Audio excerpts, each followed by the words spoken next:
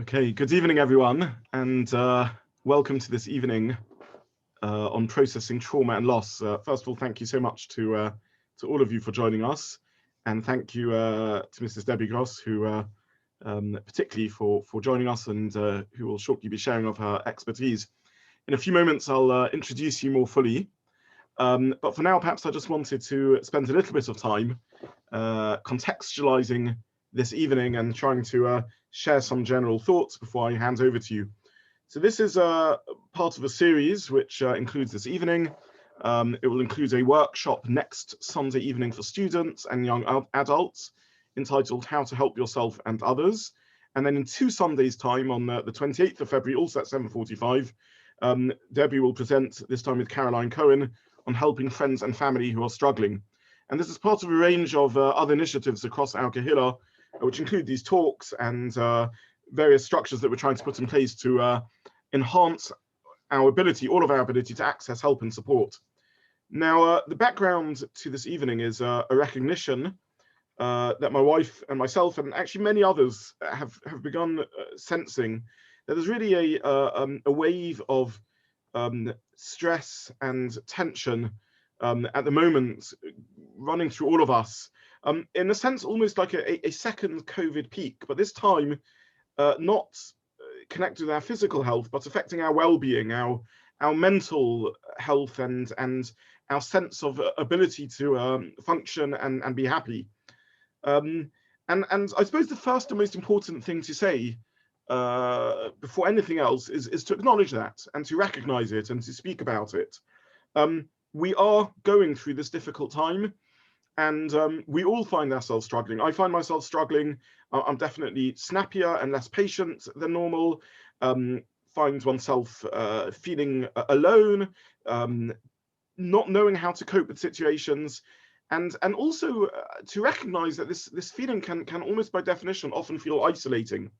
One can find oneself asking oneself, am I the only one feeling like that? Am I alone in this? And it's so hard actually to really know what's going on in other people's lives, and people choose what to show.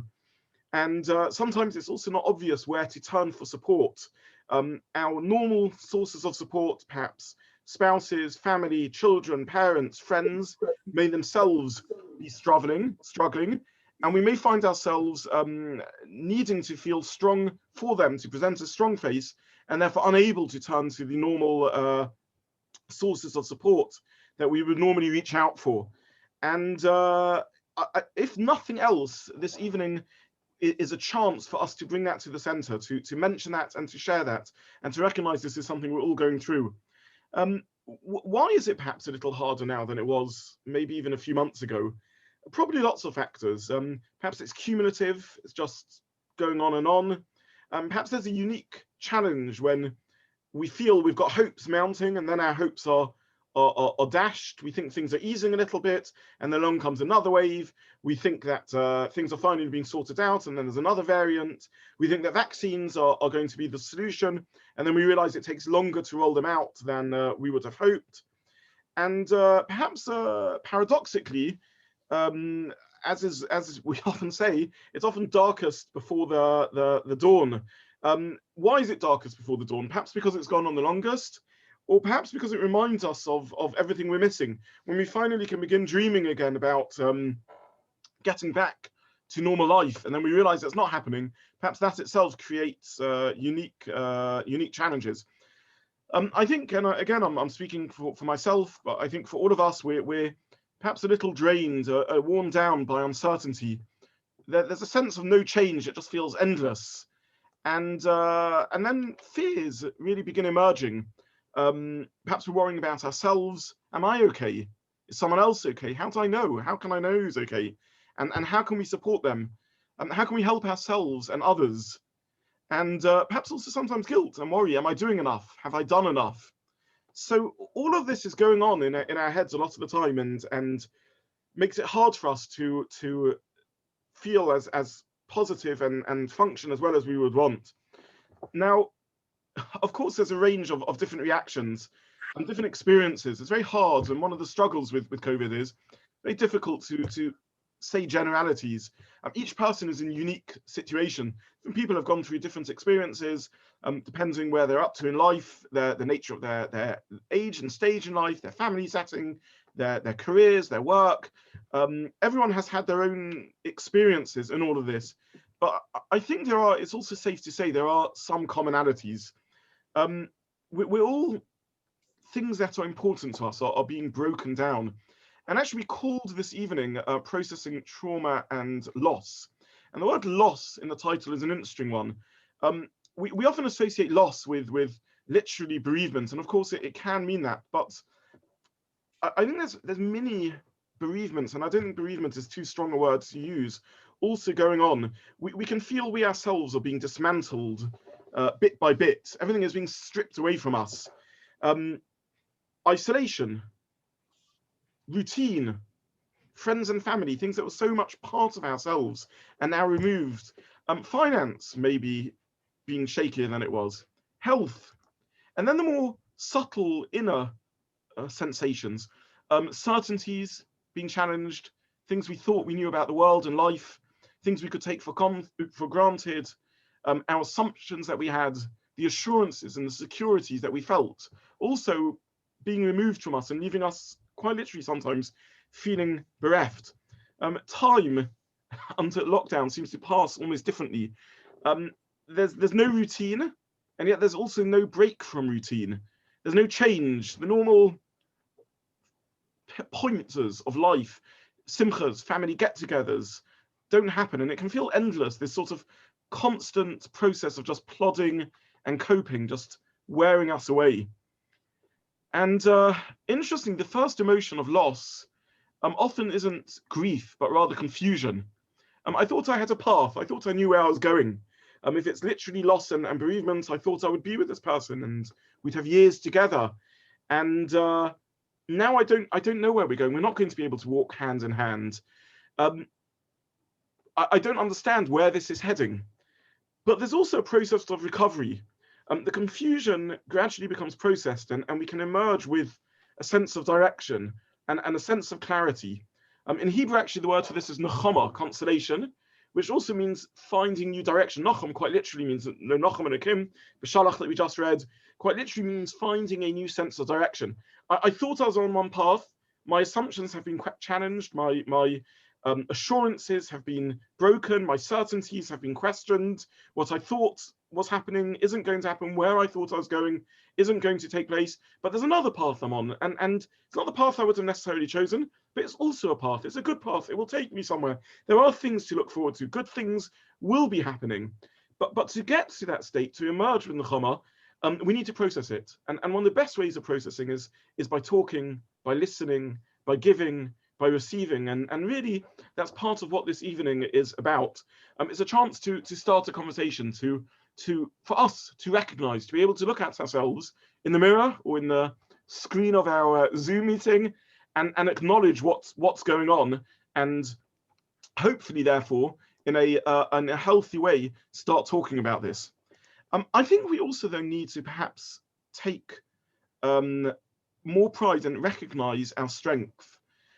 We can feel maybe at the moment that life's being stolen from us. We're not achieving anything, but actually being able to keep going in these challenging times is an achievement. It's a different type of achievement.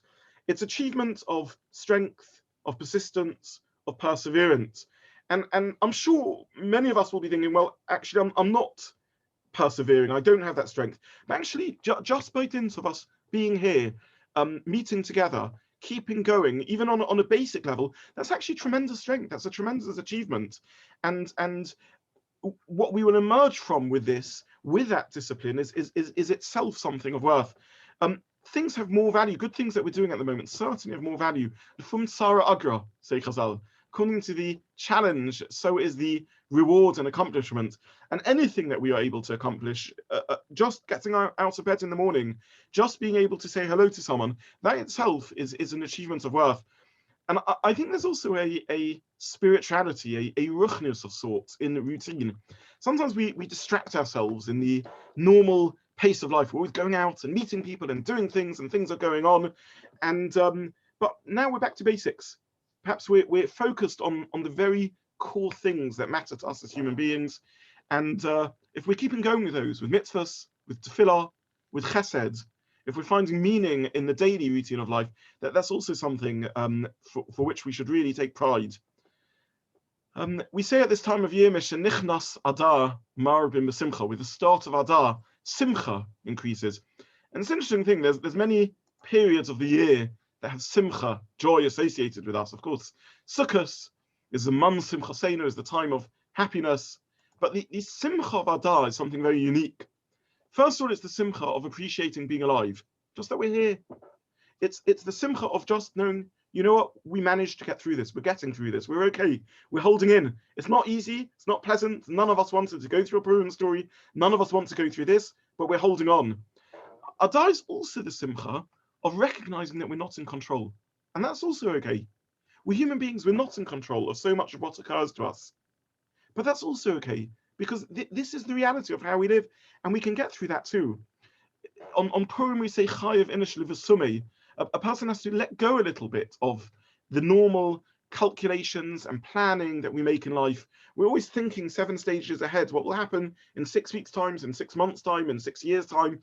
And that's good. Of course, we need to plan. Of course, we need to make arrangements for future years. But then also we can recognize that we can let go. It's not always in our control. We do our bit, and then we need to have trust in HaKadosh Baruch Hu.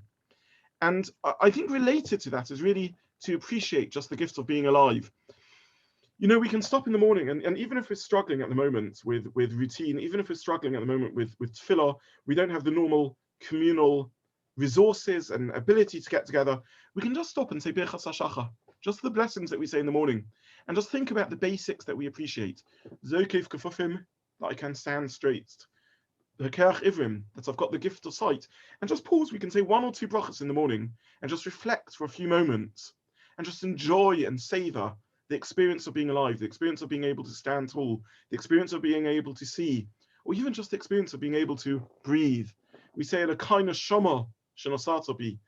Chazal, the sages, teaches us kol neshama tahalel ka. Every literally means every soul, but they translate it as every breath can praise Hashem. And we can stop for a few minutes every day and just savor the experience of being able to take a breath. Just remind ourselves when so much of what we regularly are able to experience, so much of what we're regularly able to enjoy is taken away from us, but we can remind ourselves of the basics. That even the gift of being able to breathe is a bracha. We can and should create meaning in our lives. Setting ourselves small daily tasks every day, but before the day ends, just to think, have I learned something new today? Have I achieved something? And if I haven't, I can take 10 minutes out of my schedule to read 1 page from a book, or to watch 1 clip that will teach me something, or to listen to 1 recording of a short Dvar Torah. There's so many resources out there. Just to find that meaning, to set ourselves a task in the routine, to go back to basics, remind ourselves to stop and think and just savor the breath that we can take, or the gift of eyesight that we have. This is really what this time is about.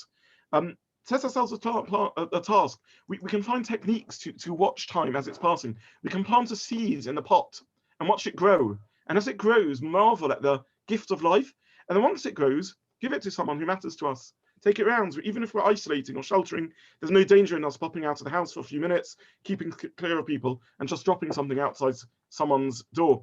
Thinking of ways that we can contribute, whether it's contacting GIFT, the incredible organization, and finding out if we can tutor someone over distance. There's kids that have their education disrupted, they would appreciate if I have a particular area of knowledge that I can share it with them. Signing up to a distance learning course, learning a hobby, teaching ourselves something. These are the things that we can get back to when so much else is taken away. But the Simcha of Adar is also a Simcha of togetherness. As we heard today from Yael Leibowitz when she spoke so wonderfully, a central element of the Megillah is that we faced it together, that we were people facing it together. And interestingly, we were physically dispersed. As Hormone said, Yeshno Am Echad, there's a people who are mefuzah or meferad bein amim, who are scattered through the nations. They're not together physically, but nonetheless they had an inner unity. And this is reflected in the unique mitzvahs of Purim, the kindness, the mitzvahs of kindness, matanos levyonim, looking at for those who are financially struggling, mishloach manos, giving gifts to friends. Our job at this time is just to be kind. If we see someone in the street, to say hello, to try and be patient, tolerant, friendly, to pull together, to help each other, to make calls. Even if we're isolating, we can make lists of the people we know and call them. Just asking people how they're doing, how they are, and giving them a chance to talk is such a chesed, because it just helps people pause for a few moments, feel there's someone listening, feel there's someone caring, and be there for them. If we're able to go out, making a list again, just thinking who lives around in my area, who might appreciate, just to knock on the door, and this is perfectly legal and perfectly safe, just to knock on someone's door on a Shabbos, distance, keep away, and just for 3 minutes say hello, say the thinking of you, and speak to them. And this is something we all need to do. We need to think, how can we give back? I know the difference it makes to my wife and myself when we get a text. When someone just texts and says, hello, thinking of you, it must be tough.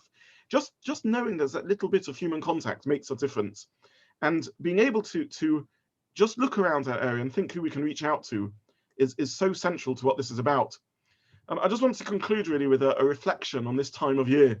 We just read on Shabbos, Parshas Shkolim, the reading about the collection of the yearly half shekel tax back in the day in Eretz Yisrael. And the Mishnah Shkolim says, Be'echad v'Adar, on the first of Adar, Mashmiyim ala shekolim v'ala kloim. The first of Adar is when the court system, the government system, began reminding people it's time to start collecting the shkolim. And then there were other things that they also did in Adar. They would begin fixing up the roads, Vesarachovas, and the open spaces.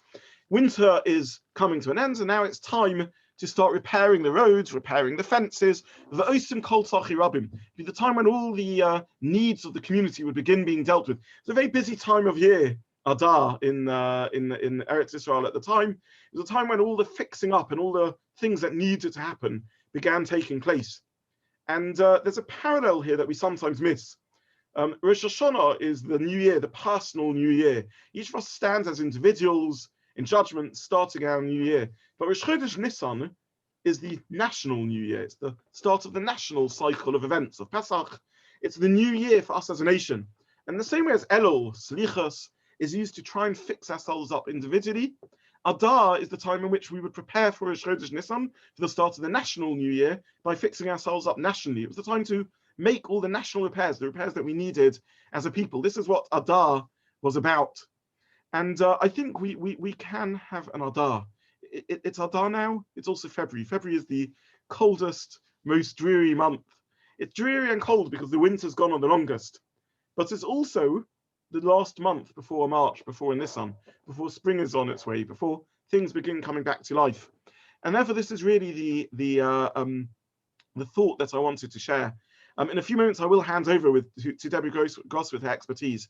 But I just wanted to say to everyone, please reach out to myself, reach out to my Rebbitzin, reach out to friends, get support. We're all in this together. We're all going through this together. It really is tough. It really is difficult. We're all struggling. The rational part of us knows that thankfully numbers are on the way down. The vaccine is being rolled out. It's hit 15 million. It's incredible. The end is in sight. But sometimes it's hard to remember. And really, on behalf of my wife and myself, we just want to say we are thinking of all of you. We physically can't always call everyone. We wish we could. What we can see and the people we can contact in a shul kiddush, we can't do by phone in the same way. But please call us, drop us a text, say hello to us, let us know how things are going for you. We want to hear and we want to be able to be there for you, as does the rest of the community. I already mentioned that there will be various things rolling out over the next few weeks. Watch this space, please, and see what's going on. And also, please join for future sessions. But for now, I want to hand over to Debbie, who has joined us. And Debbie is the founder and director of the Religious Women Crisis Center, Tahel. She founded the organization in 1993 to help women in times of crisis. And it's now a national center in Israel, and to help women and children dealing with trauma. She's a psychologist and a social worker by trade and winner of numerous awards. So we are really grateful to Mrs. Debbie Gross for joining us today.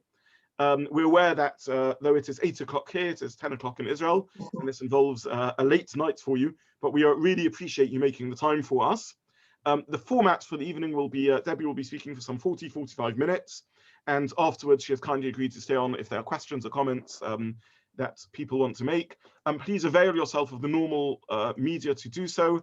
You can use the chat function. I would ask perhaps not to use the chat function to everyone because it can be a little distracting, but use the chat function to me, and then I will be able to pass on the questions to Debbie, or directly text Debbie with the chat function. Is that okay, Debbie, if people directly text you with the chat function? What if they send it to you? Because send it to me, and then I will pass it on and moderate. So thank you so much, and over to you, Mrs. Debbie Gross, for your expertise and for sharing with us this evening. Okay, so Erev Tov, it's nice to see all of you, even though it's from a distance, but it's still nice to see everybody. The view just changed.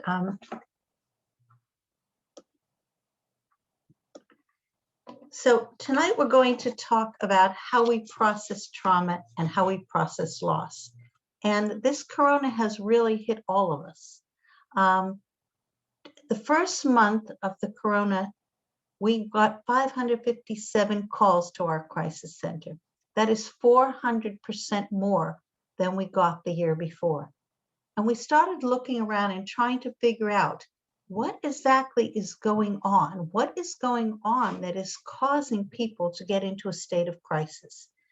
Now, we know that there has been the lockdown. We know that people have been afraid of illness. We know that people have seen relatives or friends die. We know the financials, but we also know that certain people did okay, and other people really took it to heart. And other people really found themselves suffering in a way that they never suffered before.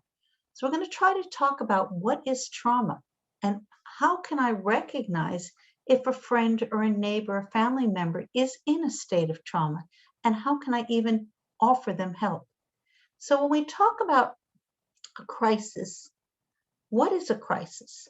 A crisis is any event that shatters one, two, or all three of our basic assumptions about life, about what's supposed to be. And we're going to talk about those assumptions in a minute. Now, in English, we use the word crisis and the word trauma interchangeably. But actually, crisis is the event and trauma is the reaction. So therefore, if we look at the corona, the actual pandemic is the crisis. How we respond to it, how it affects us, if we get into a difficult place, that would be the trauma. Crisis is any event that shatters our equilibrium, our balanced state. You might look and say, what balanced state? Her life was always hectic, but she knew how to handle that hectic. Then something came that changed it all. It's almost like something came and pulled the rug out from under her feet. So when we talk about this, we're talking about the fact that all of us have three basic assumptions about life. And there's many psychological theories of this. Ronnie Janoff Bowman talks a lot about this. And in this theory, it's that we have three assumptions. And we don't even realize we have them, but they're there inside of us. The first assumption is that we're invulnerable. We're going to be okay. Our kids are going to be okay. Our families are going to be okay. Now, we all know we're going to die, but not today. Ad me'av esrim, until 120. Now, how can I prove to you that all of you have this underlying assumption that you're invulnerable? Well, one way to prove it is you're here listening to me. If you actually believed today was your last day on earth, I don't think that's what you would be doing with your last hours or evening. You'd be with your family, you'd be with your friends, you'd be doing other things. So one of the things that allows us to function and live our lives is believing we're invulnerable, believing we're okay. But if something happens that shatters that assumption, that's when we get thrown into trauma. So if something happens that suddenly makes me realize I can be hurt, or even more so, if this can happen, then that can happen, then that can happen. And that's what creates the crisis and trauma. The second assumption is that the world has meaning. The world has order, and we can understand it. And then something happens that shatters that assumption. Well, let's look at the corona. They told us that we can't meet with our grandchildren because being with our grandchildren could kill us. They told us we can't go out of the house. They told us this, that we're wearing masks. In other words, everything we understood about normal life got shattered, and that threw many people into serious trauma. And as religious Jews, we believe in the Torah. We believe in the Jewish way of life. And when something happens that disrupts this, that can send us into a crisis. And the third assumption is seeing ourselves in a positive light. If we don't at least see ourselves as worthwhile human beings, then we get into a clinical depression and we never even leave the house or leave the bed. So basically, we talk about these assumptions. We expect the world to be predictable, and we expect to be able to understand it. We expect our loved ones to be safe in this world, to be protected. We expect things to happen for a reason, and we expect to be rewarded for our work. These are basic assumptions about life. Most people believe that underneath the world is basically good, and that good things happen to good people, and that they are good people. This is the assumptive worldview. And then something happens that disrupts it. Now, we're not even aware that we live our lives with these assumptions. We're only aware when suddenly nothing makes sense. When we hear something terrible has happened to someone, this presents a real challenge to us because it really challenges our basic assumption about fairness. How could something happen to that good person? It just doesn't seem right. And this forces us to doubt our world, our values, to doubt, is there goodness? Is there justice? And sometimes even to doubt our belief in a Kadosh Baruch Hu, in God. Because when something shatters your assumptions, you don't have a ground to stand on. You have to start all over again. Now let's think about it. We listen to the news. In the news, we hear about victimizations, we hear about assaults, we hear about terrorist attacks, and yet every one of us leave our homes every day without fear. How do we do that? We do it because we don't believe it's going to happen to us. We don't believe that we will be one of those statistics. And this is a healthy way to live. It's healthy to see the world as good so that we can function. It's healthy to believe our lives have meaning so we can function. And our brain fights very hard to maintain these assumptions. But what happened now with the corona? It was unexpected. It came out of the blue. We were isolated. Our everyday life was disrupted. We were told that family members can hurt us. Many of us had to spend time alone. How many of us know people who were alone for the Seder?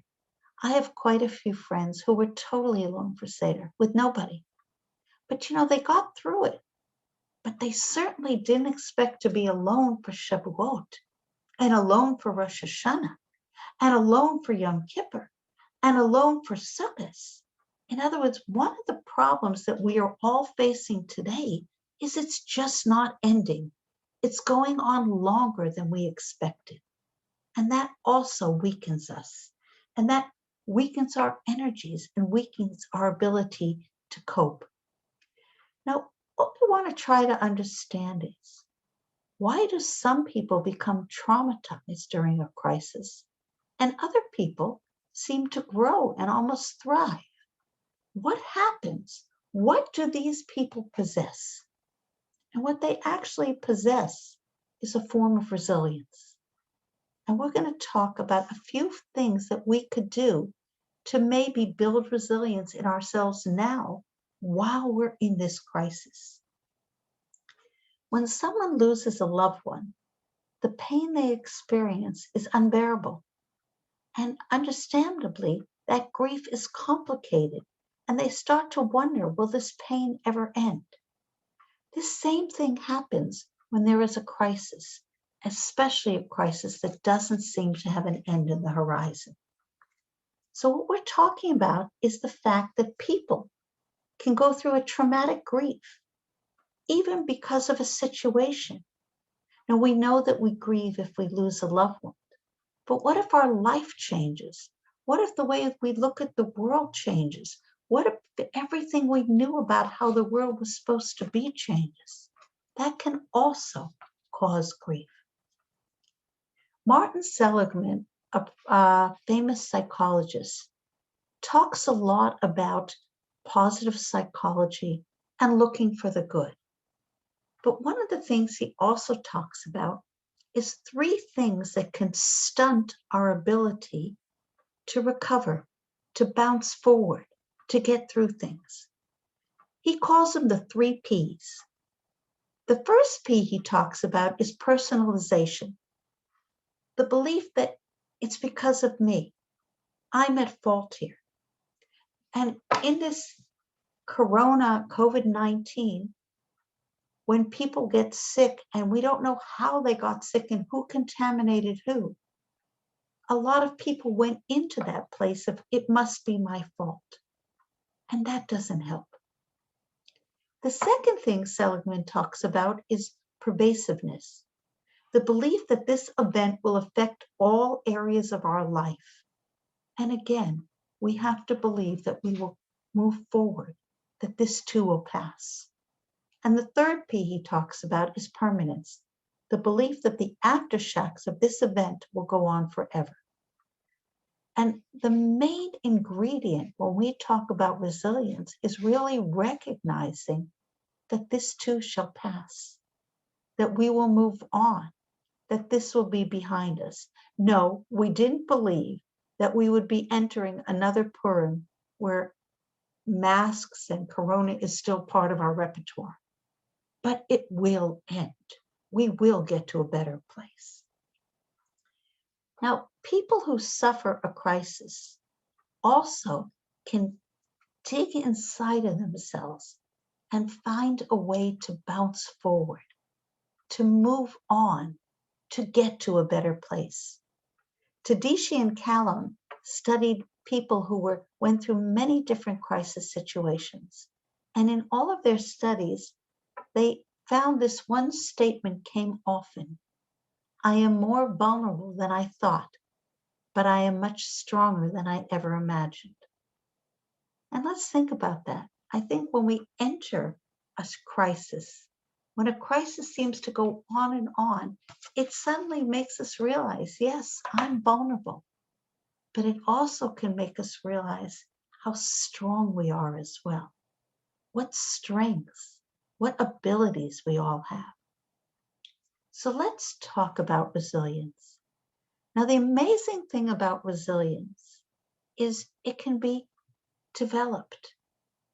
It can be cultured and cultivated. It's like a muscle. Now, if I decide tomorrow I'm going to go out and run a 10-kilometer marathon, well, I can promise you I can put on my sneakers, I can get all ready, I can get out the door. There's no way I'm going to be able to run that 10-kilometer marathon. Why? Because I have to do a little bit, day by day. I have to build up my muscles. I have to build up my strength. And resilience is the same way. We can do things that can slowly make each of us stronger. And they'll help us cope with the crisis we're in. And they'll help us meet future crises. Unfortunately, life is full of crises. Unfortunately, there are difficult times in life. But if we can grow from them and we can believe in our ability to get through them as a family, as a community, as a nation, well, really, that's what resilience is all about. Resilience is the ability to deal with and withstand stressful, unbearable situations and to continue on with life despite these situations. How we cope, how we bounce back is our resilience.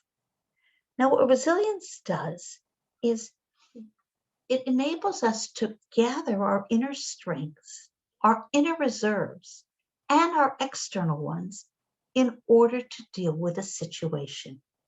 And it also is our ability to adapt to changes. Now, Viktor Frankel, the father of logotherapy, a psychologist who went through the Holocaust. And during the Holocaust, he realized that he couldn't change what the Germans were doing. He couldn't change what they were forcing on him. But what he could do is he could change and decide on his own attitude. Viktor Frankl, in his book, Man's Search for Meaning, talks a lot about the fact that the ultimate freedom that all of us has is the ability to choose our attitude towards the circumstances. I can't control the circumstances. I can't control what's happening. I can't control the fact that there's an epidemic, an endemic, a pandemic, and all of those things. But I can choose how I'm going to cope. Viktor Frankl says that in between a stimulus and a response, there's a space. And that space is our freedom. That space is our ability to choose. How am I going to let this affect me? Am I going to stand tall or am I going to fall? And in many ways, there's something so encouraging there. I have that ultimate choice to decide how I will let this affect my soul, how I will let this affect my heart, how I will let this affect my attitude. So resilience is the ability to cope, to bounce back from stress, from adversity, and maybe even to grow through the experience. So how do we do it? How do we build resilience? And this is something we can teach our children, we can do as a family, we can do as a community. Well, the first thing is to find a sense of purpose in life, despite the crisis, despite what's going on. And the Rav talked about the fact, even if my purpose today is doing a kindness for someone else, even if my purpose today is making a phone call and seeing how someone's doing or delivering a package to someone, finding what is my purpose, me, Debbie Gross, what is my purpose in the face of this crisis? And then as I start to find one purpose and another purpose, I can decide that this can be an opportunity for growth. Nobody's saying things aren't terrible. When there's a crisis, things are terrible. But we can see that it's terrible. We can see how bad it is, but we can also decide to have a growth mindset. And what is a growth mindset? That I will grow and I will learn from this challenge. I will become a better human being from this challenge. I will become a better mother, a better neighbor, a better person, despite this challenge. Now, the first thing is understanding I can't change the situation, but I can choose how I respond to it. So maybe we're stuck and we can't leave the house. We in Israel have had 3 lockdowns. The first lockdown was 6 weeks. The second lockdown was about 4 weeks. And now we just walked out of the third lockdown. We can't change the fact that there's a lockdown, but we can just remember this will pass. Eventually, we will walk out the door. Eventually, we will go out into the sunshine again. So we're talking about is seeing a wider perspective, telling yourself, this is not the end of the story. There will be another chapter.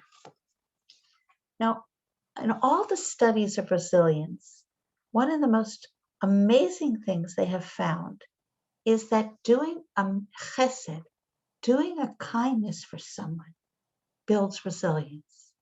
Because when I do something good for someone else, the brain is sending the feel-good hormones, and that is helping me build my own resilience. And this is something even for children, that children can be taught.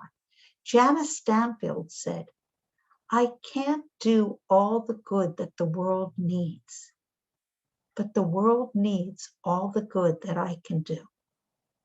I think that's amazing, because often we think, what can we as one individual do? Yes, me as an individual, Debbie, I can't possibly do all the chesed or all the good the world needs. But what I do know is the world needs that little bit of chesed or that little bit of good that I can do. So seeing that even though this is big, and maybe really big and worldwide big, it doesn't change the fact that there's one thing that the world needs from me. And that one thing is my contribution. So doing acts of kindness is a way of building resilience. Now, over the past 10 years, they've done so many studies on the brain, and they started talking about something called neuroplasticity. And the way they discovered neuroplasticity is through the MRIs and all of the brain scans. And what they found is that we can actually change our brains. So if I can make changes in my brain, that is how I can develop resilience. Now, what does that mean, make changes in our brain?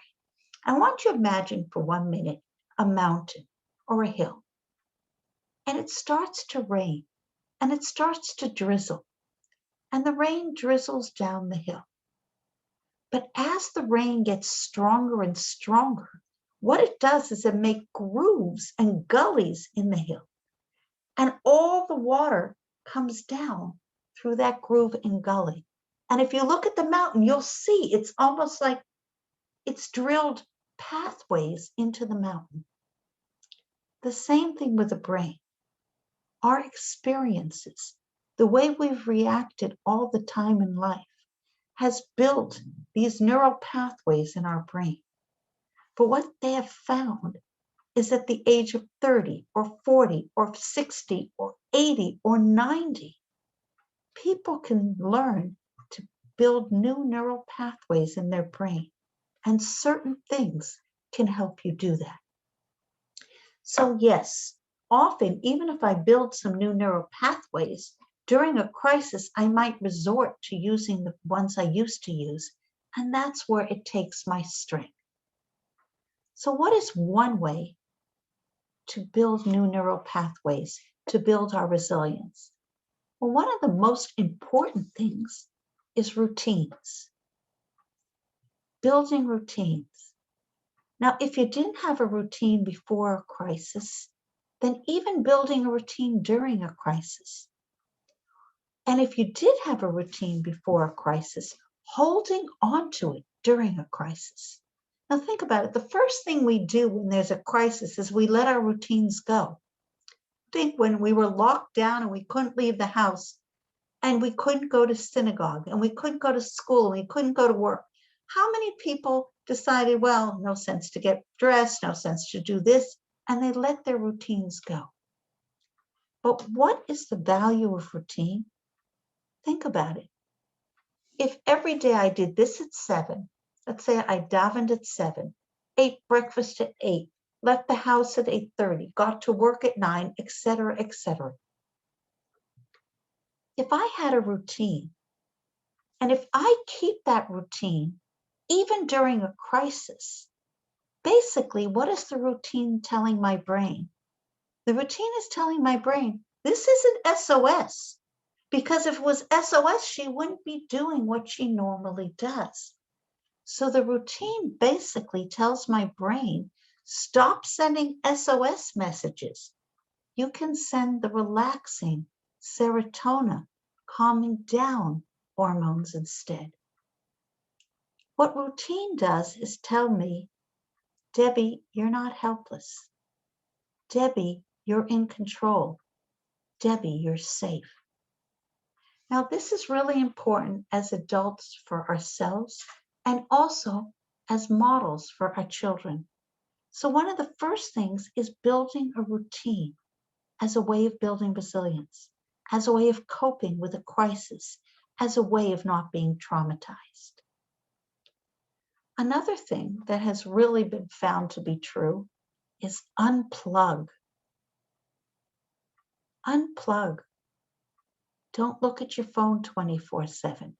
Don't listen to the news 24/7. Give yourself some time where you're not being bombarded with these messages of SOS catastrophe, SOS crisis. Just putting the phone aside, not listening to the news 24/7 is a way of building up resilience. And it's so crucial. Think about it. I always say the highlight of my week is the minute before I light Shabbat candles, when I turn off my phone and I say, wow, 25 hours with no telephone and no pings and no messages and no emails. And then I realized, wait a minute, if I can go 25 hours without it, I can certainly have supper, dinner with my husband without the phone. How many of us can have a meal without our phone near us? Putting these things aside is a way of building resilience and coping. Because how can we cope with a crisis when we're constantly being bombarded by it? One of the most important ways to cope with a crisis and build resilience is to build social connections. And the Rav talked about that. Reaching out to your friends, calling your friends, staying in contact with your friends and your family, because through that caring, through that interaction, the brain is sending out messages. All's okay. You're safe. You're okay. And the more we get these messages, the more we can calm down. Now, when we want to get through a crisis, it really depends on three things: how we manage the challenge, how we protect our vulnerability, and how we increase our resources. Now, how can we do these things? Well, one of the best ways is self-care. And we're going to talk about the 5 points of self-care. Now, when you go on the airplane, we all know it by heart. We get on the airplane and they show us that movie. What is the first thing they tell us? They tell us if chas v'shalom, there's some problem with the pain, the oxygen masks will drop. And then what do they tell you? Put the mask on yourself and then put it on your child. And how many of us actually believe we could do that? How many of us believe that we can actually put it on ourselves before we put it on our child? And yet it's so true. Because if I don't have oxygen, how can I help my child? So in order to build resilience, before, during, or after a crisis, we have to look at the 5 elements of self-care. The first element is eating. How's your eating? Now, I'm not going to tell you how to eat right and how not to eat right. You know what's right eating for you. And one of the first things we do during a crisis is throw our eating habits out. And we binge and we eat chocolate and we eat sugar and then we feel worse. So number 1 is eating in a way that's right for you. Number 2 is sleep. And I know at the beginning of the first lockdown, people were saying, well, I had no routine. I slept till 2 a.m, got up at 10, etc., etc. Sleep allows us to build up our inner strength, to build up resilience. Have a set time to go to bed. Get your 7-8 hours. Have a bedtime routine. The third thing is exercise. And we know that exercise allows the brain to release the feel-good hormones that give us the ability to cope with a crisis. And yet, how many of us during a crisis put our exercise routine aside?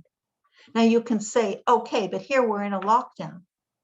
And how many of us have discovered how many free exercise programs are out there on Zoom or on YouTube, just waiting for us to use them?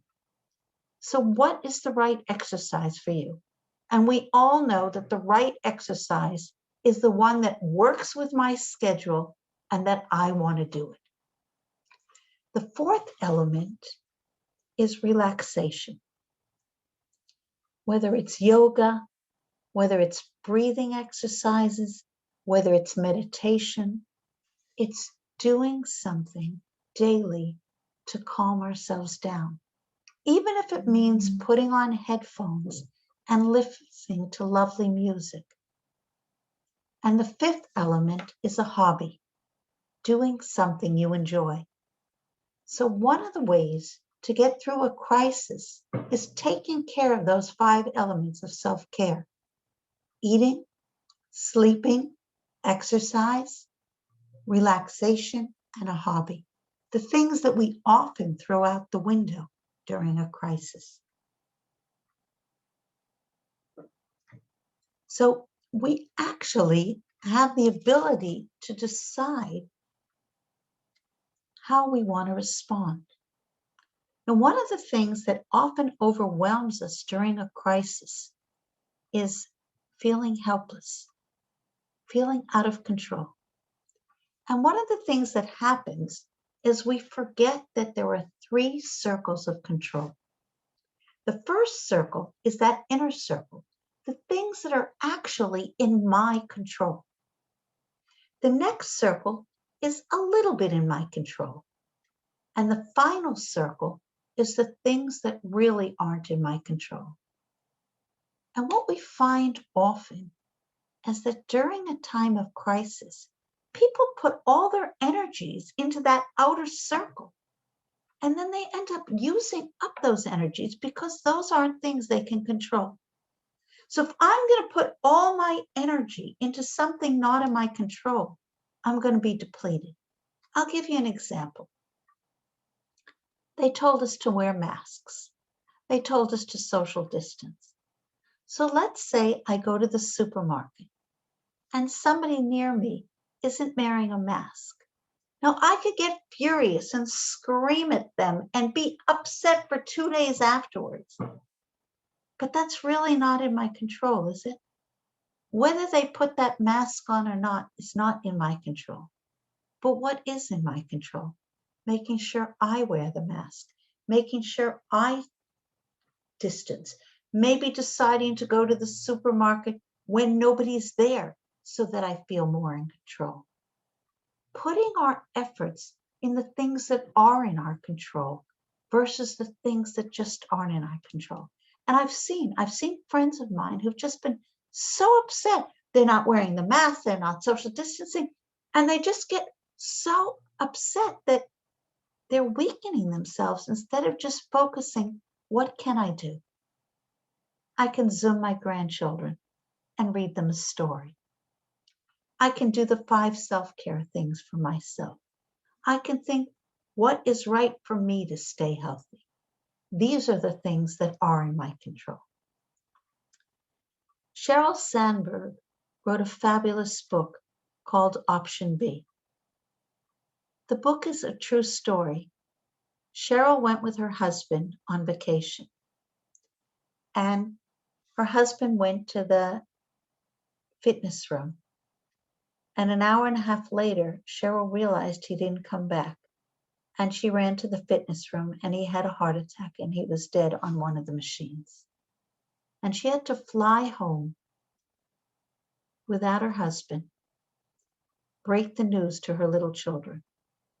And she said, my whole life changed. And I had to build a new life. About a month after her husband died, there was a PTA event in the school. It was a father-son night. And one of their good friends came over and said, Sheryl, I'll take your son to that evening so he doesn't have to be alone. And she started screaming, I don't want you to take him to the evening. I want his father to take him to the evening. This isn't fair. I want his father to take him to the evening. and her friend said, option A is not available. Let's run with option B. And that's really what resilience is. Resilience isn't crying and being upset and beating ourselves because option A isn't available. It's running with option B. And we've been doing that all year, haven't we? If we couldn't be with the Seder with our families, so we found ways maybe to Zoom beforehand or send gifts. If we had to be alone and we couldn't go out, so we found Shirim online, or we listened to things that helped us grow and develop. Option A isn't available, but option B is something we can run with, we can grow with, we can choose. Life isn't perfect. Life is painful. Life can be excruciatingly painful, but we can decide how we're going to let it affect us. We can decide to choose where we can put our efforts. We can decide to see this as something temporary. We can remember that we can choose our attitude. We can decide what's in our control. And many of us have. You know, there were so many mixed messages, what was safe, what wasn't safe. Deciding what works for you, deciding how to keep your family safe, deciding how to grow and develop through this time, that is in our control. So basically, we will get through this pandemic. We will get to a time where we can hug our grandchildren and get together and go back to having Seders with all of our family. But right now, we have to dig in, find that inner resilience so that we can cope with the situation as it is today. Maybe I'll stop here now for some of the questions that you may have.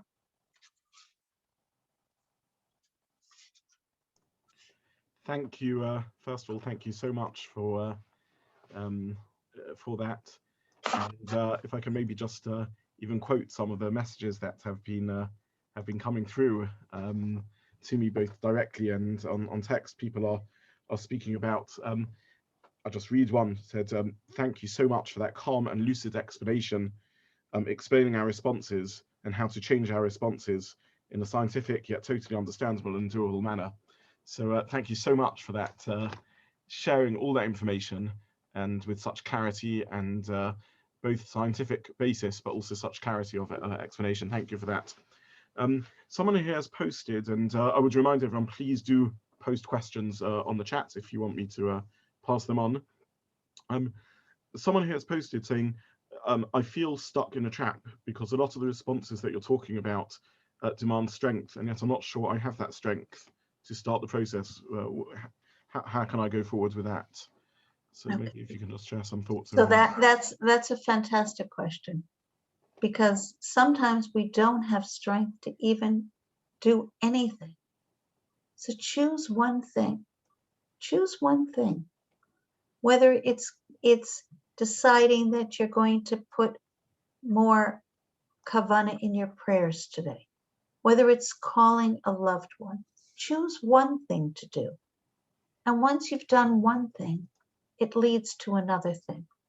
I think one of the mistakes people make during crisis is they make lists that are 20 pages long. Choose one thing to do. Reach out to one person. Take care of yourself. Doing one thing nice for someone else and one thing nice for yourself is already starting. Even if it's just breathing in and breathing out. Breathing exercises give us oxygen, which calms us down. And there's one of the hormones that really helps people during crisis is the hormone of oxytocin. And it's a hormone that really calms people down. And what they have found, if you take your hand and put it over your heart, and then you think of people you love. Try it now, everybody. Take your hand, put it over your heart, and just think of someone you love unconditionally, someone you just love them. Could be a child, could be a spouse, could be a grandchild. And as you think of that person, this causes the brain to secrete the hormone oxytocin, which calms us down.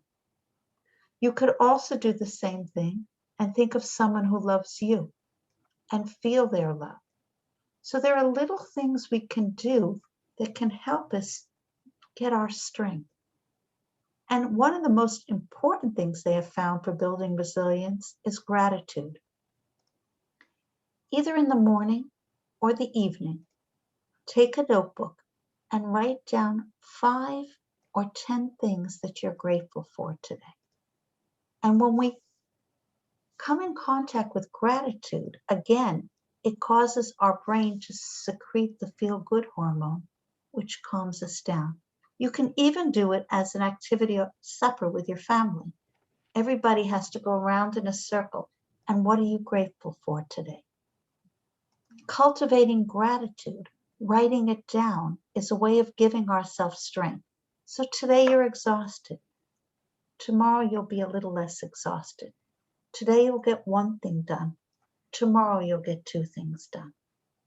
It's a process. Remember, you can't run the marathon in 1 day. Thank you very much. Someone else has asked, you spoke about routine and the importance of routine, but what if we have a crisis where routine does go out of the window, completely beyond our control? For example, a close member of the family in hospital or the like. Build a new routine. In other words, what they say you should do is what part of your routine can you keep and build a new routine. Many of us, what we did at the beginning of the corona is mothers sat with their children and said, okay, let's build a new routine and let's build it together. So even if you have to be in the hospital with a loved one, what kind of routine can you build? Anything that you can build is already going to stop the SOS. Now, what are these SOS hormones? The fight, flight, fright hormones. What are those fight, flight, fright hormones? What happened is, HaKadosh Baruch Hu, God built our bodies so that if I'm in a jungle and there's a tiger and that tiger's facing me, my body is going to secrete 2 hormones.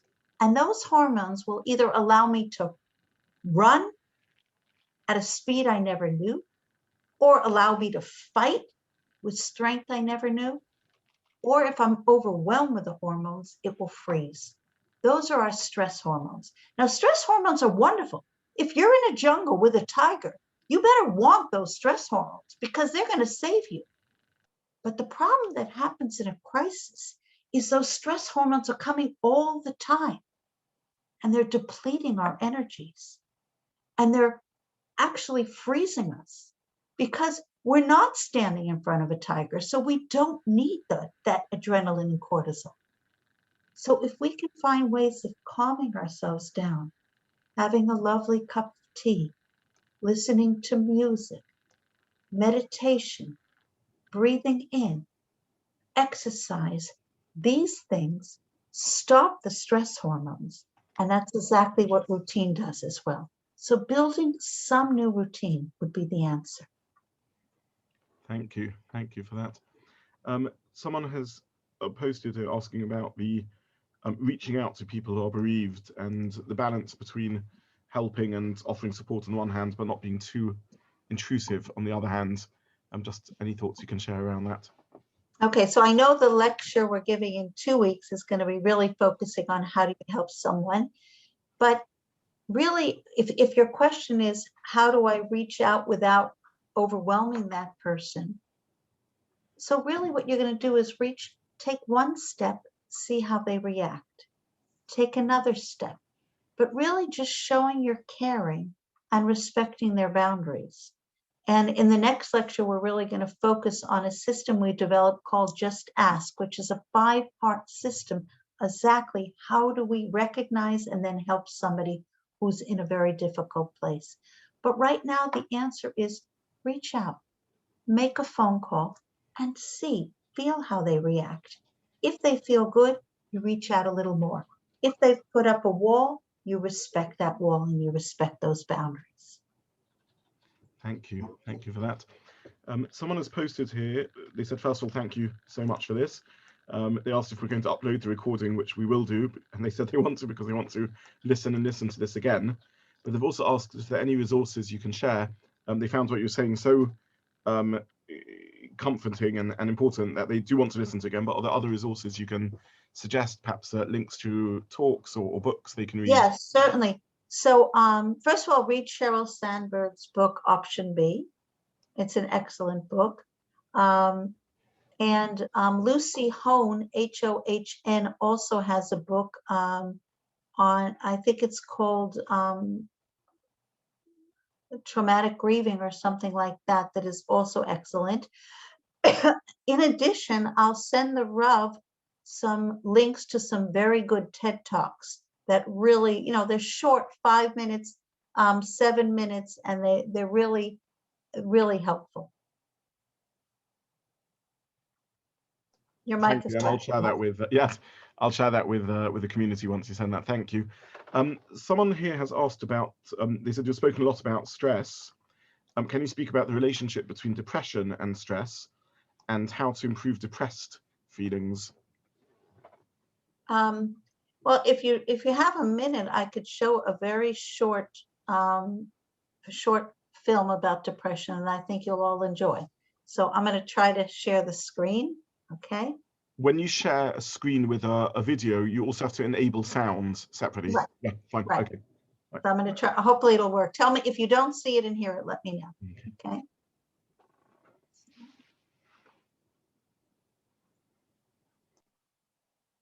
I mean, I just have to. Let me just find the video first. It's very good about depression. I think you'll enjoy it. 1 minute. Just find it and then I'll.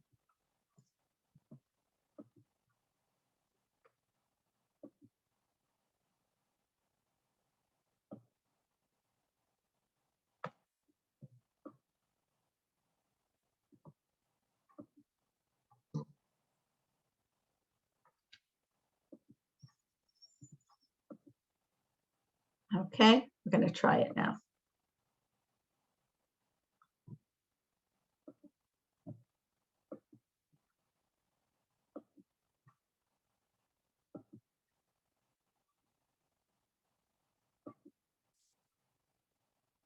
Okay, you see it? You can see it, yes. Okay, great. I had a black dog. His name was Depression.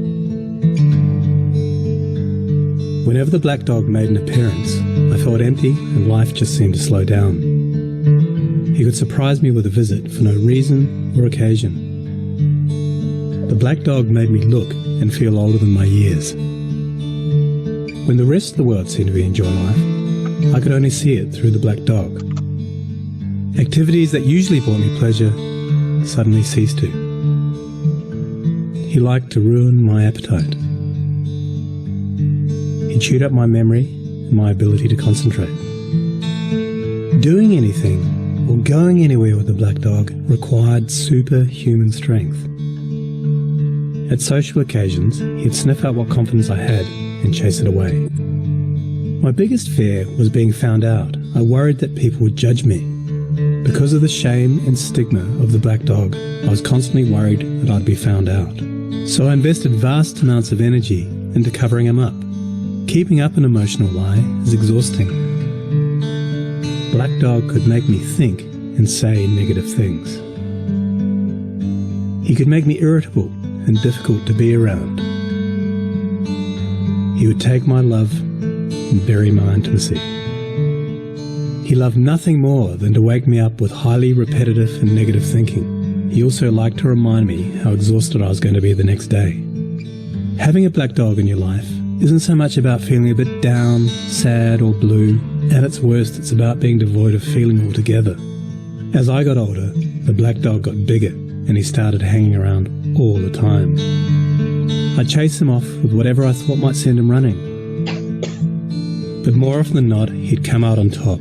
Going down became easier than getting up again. So I became rather good at self-medication. which never really helped. Eventually, I felt totally isolated from everything and everyone. The black dog had finally succeeded in hijacking my life. When you lose all joy in life, you can begin to question what the point of it is. Thankfully, this was the time that I sought professional help. This was my first step towards recovery and a major turning point in my life. I learned that it doesn't matter who you are, the black dog affects millions and millions of people. It is an equal opportunity mongrel. I also learned that there was no silver bullet or magic pill. Medication can help some, and others might need a different approach altogether. I also learned that being emotionally genuine and authentic to those who are close to you can be an absolute game changer. Most importantly, I learned not to be afraid of the black dog, and I taught him a few new tricks of my own. The more tired and stressed you are, the louder he barks. So it's important to learn how to quiet your mind. It's been clinically proven that regular exercise can be as effective for treating mild to moderate depression as antidepressants. So go for a walk or a run and leave the mutt behind. Keep a mood journal. Getting your thoughts on paper can be cathartic and often insightful. Also keep track of the things that you have to be grateful for. The most important thing to remember is that no matter how bad it gets, if you take the right steps, talk to the right people, black dog days can and will pass. I wouldn't say that I'm grateful for the black dog, but he's been an incredible teacher. He forced me to reevaluate and simplify my life.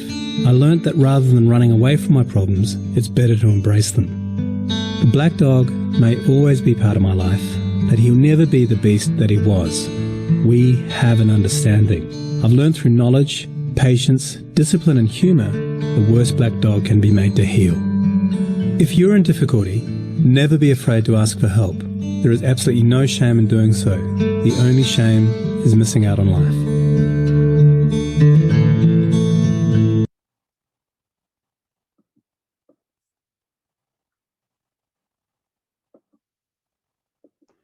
Thank you. Thank you for sharing that. So what's very good about that film, though, is you see that it can be controlled, reaching out for help. And if not, the black dog just takes over. But things like exercise, meditation, therapy, calling a helpline, or sometimes even just talking to friends can really help. Thank you. I would just point out to everyone that in the chat group, for those who are interested, one of our local therapists, Mrs. Shifra-Apter, has posted the books that you Debbie referenced. So those who are interested in getting the books, you can see the link to the books in the chat group. So thank you for that. Maybe I'll just share one more question, and before we bring this evening to a close, someone posted here, there must be different grades of trauma, and they just want to know, would you say it's directly in proportion to the degree of our imagination as to which grades of trauma one suffers, or what other factors are there in the degree or grades of trauma that one experiences? So really, it goes back to the first 2 minutes of our talk. In other words, two people can go through the same thing, but if one of them, the assumption stayed in place, they won't take it as traumatically as someone else. I'll give you an example. Someone I know whose husband is suffering now from corona, and she's in a very bad place because she didn't believe he would get corona. And I don't really understand why she didn't, but she was positive he would not get corona. And because this shattered that assumption, she's in a traumatic place where someone who else knows, I can do my best, I can follow the rules, I can try to stay safe, but there is a chance it isn't shattering that assumption. So when we talk about those three assumptions again, I'm invulnerable, the world has meaning and I can understand it, and seeing myself in a positive light. And sometimes if we look at the crisis and we see, are any of these assumptions being shattered, and then we can rebuild those assumptions, we can get through it in an easier way. Thank you for that response, and thank you so much for the whole evening. Before I express fully my appreciation and we conclude this evening, I just want to take this opportunity to make a few plugs. Next Sunday evening, we have a session with Mrs. Debbie Gross for students, a workshop for students, how to help yourself and others. So please encourage any of the young adults, not just students, young adults and students, any of the young adults in your life to join. And then Sunday 2 weeks, the 28th of February, helping friends and family who are struggling.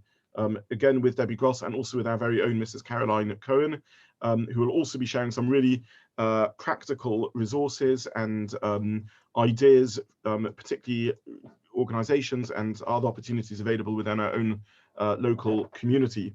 I also want to take this chance to plug another event which will be taking place next Sunday evening, and this is a virtual Purim tour of the British Museum, led by our own Mrs. Michelle Sint. This particular event needs signing up in advance. It's not one that you can just log on to via Zoom, so please make sure that you again watch the shul emails and sign up for I think what will be a very special opportunity to tour virtually the British Museum and see some of the amazing artifacts they have there that tie into the Purim story. But for this evening, I say to you, Mrs. Gross, not thank you and bye-bye, but to Lehitraot, because we will see you next week and the week after that.